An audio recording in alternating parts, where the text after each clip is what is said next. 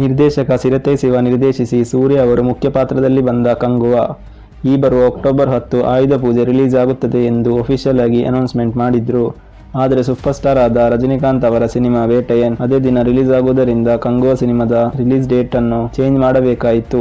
ಯಾಕೆಂದ್ರೆ super star Rajinikanth ಅವರ cinema ಬರುವಾಗ ತಮಿಳುನಾಡಲ್ಲಿ ಕಂಗುವಾ ಮೂವಿಗೆ ಬೇಕಾದ ಸ್ಕ್ರೀನ್ ಕೌಂಟ್ ಸಿಗುವುದಿಲ್ಲ.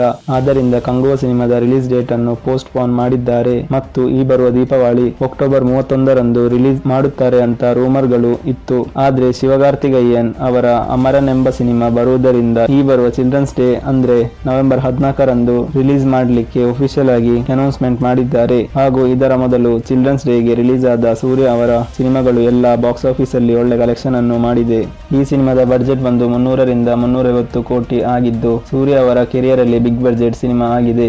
ಈ ಸಿನಿಮಾದ ಕನ್ನಡ ಥಿಯೇಟ್ರಿಕಲ್ ರೈಟ್ಸ್ ಅನ್ನು KVN ಪ್ರೊಡಕ್ಷನ್ ಮಾಡುತ್ತದೆ. ಈ ಸಿನಿಮಾದ ರಿಲೀಸ್ ಗಾಗಿ ಯಾರೆಲ್ಲ ವೆಯ್ಟ್ ಮಾಡುತ್ತಿದ್ದೀರಾ ಅವರು ಕಮೆಂಟ್ ಬಾಕ್ಸ್ ಅಲ್ಲಿ ವೇಟಿಂಗ್ ಫಾರ್ ಕಂಗುವಾ ಅಂತ ಕಮೆಂಟ್ ಮಾಡಿ. ಈ ತರದ ಹೊಸ ಸಿನಿಮಾ ಅಪ್ಡೇಟ್ ಗಳಿಗೆ ಈಗಲೇ ಚಾನಲ್ ಅನ್ನು ಸಬ್ಸ್ಕ್ರೈಬ್ ಮಾಡಿ, ಲೈಕ್ ಮಾಡಿ, ಶೇರ್ ಮಾಡಿ. ಧನ್ಯವಾದ.